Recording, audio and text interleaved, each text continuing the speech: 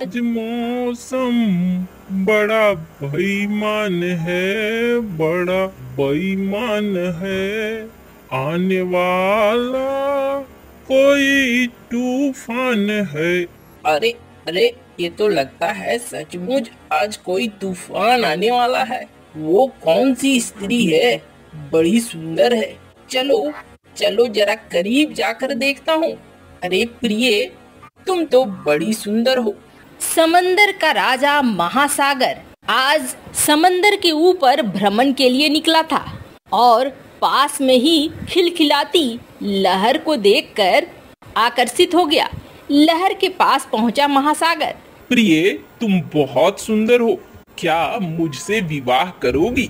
लहर शर्माते हुए कहती है।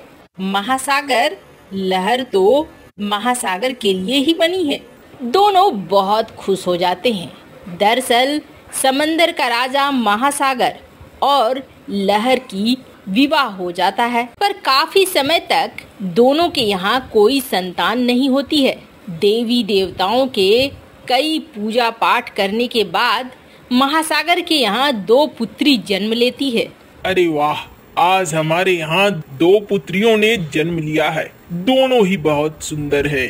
चलो, एक का नाम मैं रखता हूँ कारनामी और महारानी दूसरा का नाम रखता हूँ मैं सुनामी।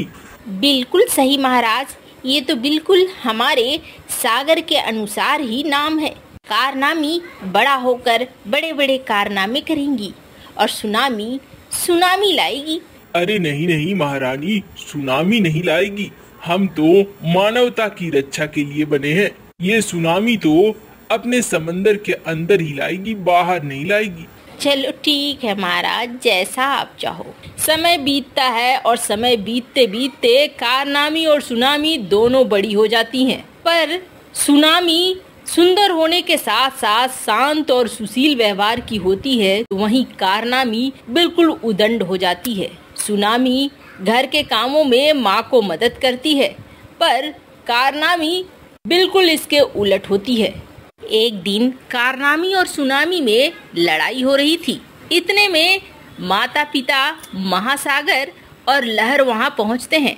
अरे अरे पुत्रियों, क्यों झगड़ा कर रही हो? किस बात का कलेश मचा हुआ है?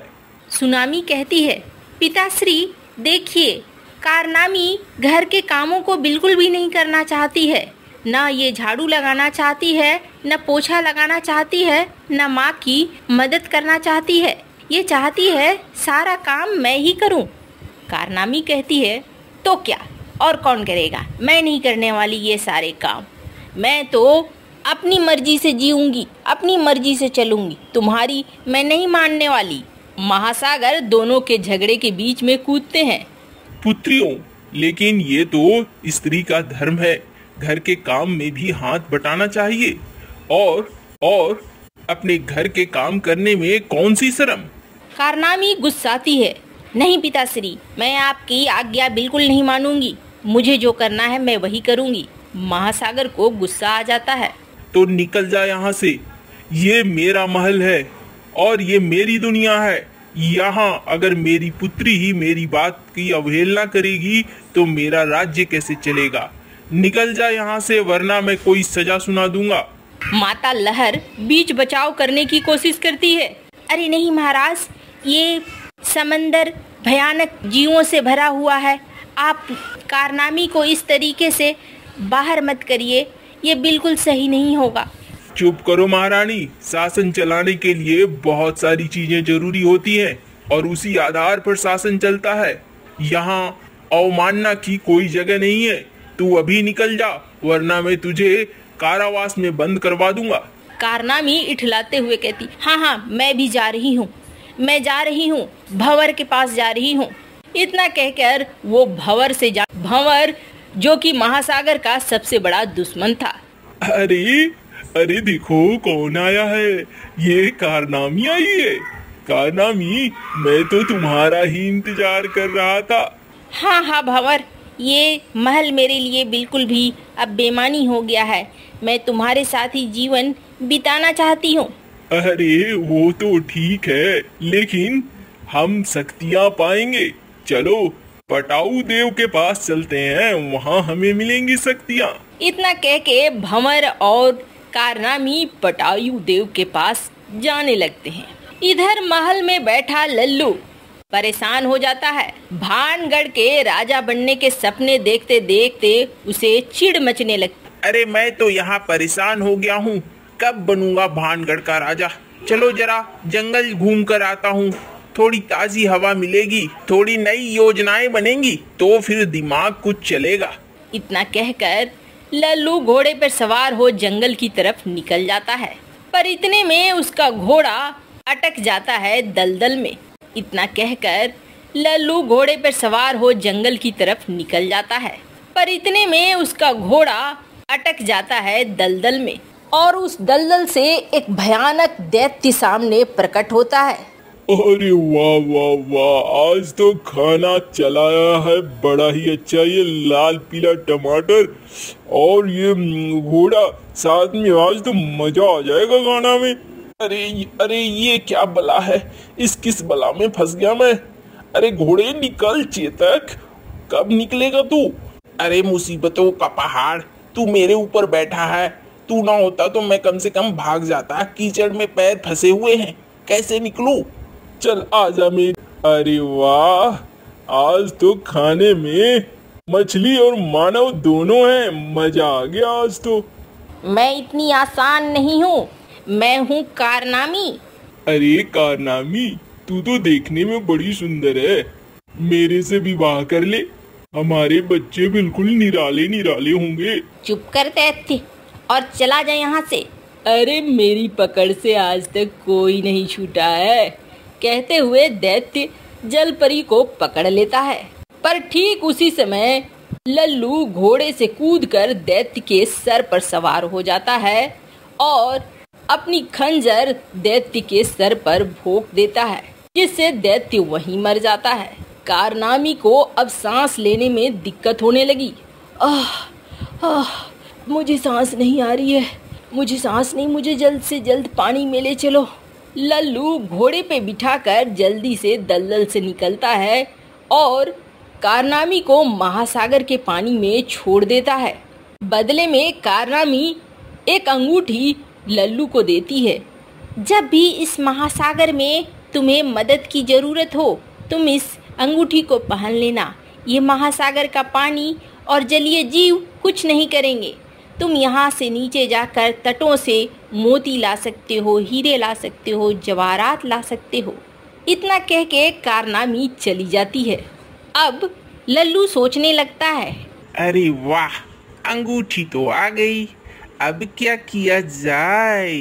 अब मोटे मुच्छड़ को मारने का तरीका आ गया है। क्यों ना उसे ले आऊं और बीच समंदर में ले जाकर उसे धक्का दे दूं। वो मर जाएगा और ये अंगूठी मुझे समंदर में बचा लेगी। फिर भानगढ़ का राजा कौन, मैं और कौन। ही कितना सुनकर एक गुदगुदी सी लग रही है, बनने के बाद तो मजा आ जाएगा। ऐसा सोचकर लल्लू महल की तरफ निकल जाता है। जब महल पहुंचता है तो राजा को कहता है, महाराज, महासागर में मैंने एक सपन देखा कि कोई कछुआ है जो आपकी मदद चाहता है। आप महाराज इस भानगढ़ के आम लोगों के अलावे जलीय जीव जंतु के भी राजा हैं, उनकी भी मदद करनी चाहिए आपको। हाँ, ये तो लल्लू पुरोहित आपने बिल्कुल सही कहा, मैं आपकी बात से बिल्कुल सहमत हूँ। चलो चलते हैं, देखते हैं महासागर में क्या हो रहा है। अब इतना कह के महाराज लल्लू के साथ निकल पड़ते हैं महासागर। महासागर पहुंचने के बाद महाराज ऐसा करते हैं, एक नाव लेते हैं और नाव लेकर चलते हैं बीच महासागर में, वहीं कछुए दिखेंगे। अच्छा, ऐसा है क्या? किनारे पे कछुए नहीं आएंगे? नहीं महाराज, किनारे पे तो बिल्कुल नहीं आएंगे। ठीक है, चलो फिर। एक तरफ महाराज और एक तरफ लल्लू नाव पे बैठकर निकल पड़ते हैं। बीच समंदर में नाव पहुंच जाती है, लेकिन नाव के आसपास कछुए कम पर शार्क मछलियां जरूर दिखने लगती हैं। अब बिल्कुल सही जगह पहुंचा है मोटा। अब मैं यहाँ से इसे दूंगा धक्का और ये बनेगा मछलियों का भोजन, स्वादिष्ट भोजन। अरे लल्लू, यहाँ तो कोई कछुआ नहीं दिख रहा है। महाराज थोड़ा झुक कर देखिए, बिल्कुल दिखेगा। महाराज थोड़ा झुकते हैं। अरे नहीं दिख रहा। महाराज थोड़ा और। अरे नहीं दिख रहा। इतने में पीछे से लल्लू महाराज को धक्का दे देता है और महाराज पानी में गिर चुके होते हैं। इधर लल्लू की नाव भी लड़खड़ा जाती है और लल्लू भी पानी में गिरता है, लेकिन मछलियाँ उसका कुछ भी नहीं बिगाड़ पाती। मछलियाँ जैसे ही लल्लू को खाने के लिए बढ़ती हैं तो एक अदृश्य दीवार से टकराकर वापस लौट जाती हैं। उधर राजा भान सिंह को मछलियाँ घेर लेती हैं। तभी एक दिव्य रोशनी उन मछलियों पर वार करती है। भाग जा यहाँ से दुष्ट। महासागर के होते हुए किसी निर्दोष मानव के प्राण नहीं जाएंगे इस सागर में।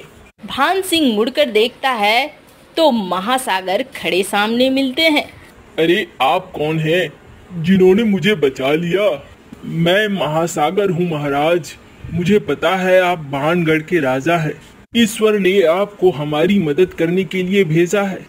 मेरी पुत्री कारनामी, जो इस वक्त बदनामी के नाम से मशहूर हो गई है, उसने पटायु देवता का पूजा शुरू कर दिया है। एक बार उसे शक्तियां मिल गई तो फिर समंदर में भूचाल आ जाएगा और आसपास के मानव तबाह हो जाएंगे। तो इसमें मैं क्या मदद कर सकता हूँ आपकी? आप तो समंदर के राजा हैं, मैं मात्र एक जमीन के टुकड़े का। नहीं महाराज, योग ये कहते हैं कि अगर आप उनके पूजा में विघ्न डाल दो तो फिर उन दोनों की शक्तियां खत्म हो जाएंगी और वो सामान्य बन जाएंगे।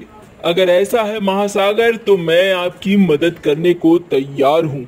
ठीक है महाराज, चलिए। इतना कह के महासागर उस स्थान पर ले जाते हैं जहाँ भंवर और कारनामी यज्ञ कर रहे होते हैं।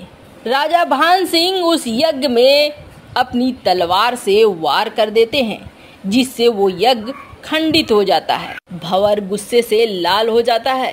अरे दुष्ट, अरे दुष्ट, तू कौन है? तूने मेरे यज्ञ को बर्बाद कर दिया। अरे कारनामी, इसे जरा सा सबक सिखाओ, मैं इसे अभी समाप्त कर दूंगी। कौन है ये? पिताश्री, आप भी साथ में आए हैं। आपने आने की भूल की है। हालांकि भान सिंह के एक वार से ही भंवर खत्म हो जाता है, वहीं अचानक से कारनामी में भी परिवर्तन आ जाता है और कारनामी अपने पिता के सामने गिड़गिड़ाने लगती है। पिताश्री, मैं घर के सारे काम करूंगी, मुझे क्षमा कर दो। भंवर भी चला गया है, अब मैं बिल्कुल वही सुनूंगी जो आप कहेंगे। नहीं, तू लहरों के साथ अब बिल्कुल किनारे में चली जा। तू अब कभी इस देश में नहीं आएगी। तू मानवता के लिए सबसे बड़ा खतरा है। इतना कह के देश निकाला दे देते हैं कारनामी को। तो वहीं राजा भान सिंह को हीरो मोतियों से लदे रथ में वापस भानगढ़ भेज देते हैं। पानी से बाहर निकलते ही राजा भान सिंह लल्लू को देखकर खुश होते हैं। ओ लल्लू, मेरे तो मन में अलग अलग विचार आ गए थे। मुझे लगा तूने धक्का दे दिया मुझे, लेकिन तूने तो महासागर में मेरी जरूरत थी, इसलिए मुझे वहाँ भेजा। अरे आओ, दो मुझे एक पुच्ची। अरे मुचड़, कब जाएगा तू? सोचकर भारी मन से लल्लू राजा के गले लग जाता है।